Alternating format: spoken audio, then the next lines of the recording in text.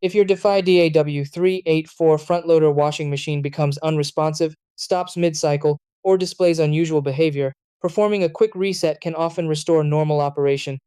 Like many modern appliances, the washer's electronic control system may occasionally freeze due to power interruptions, overloaded cycles, or temporary software glitches.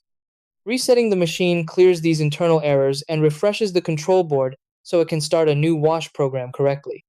The process is simple and usually takes only a minute. Try these. Step 1. Turn the washing machine off using the power button and unplug it from the wall outlet. Step 2. Wait about 1-2 minutes to allow the internal electronics to fully discharge. Step 3. Plug the washer back into the power outlet and turn it on again. Step 4. Rotate the program selector dial to a new wash cycle to reinitialize the system. Step 5. Press start, pause, and run a short cycle to confirm the washer is operating normally again.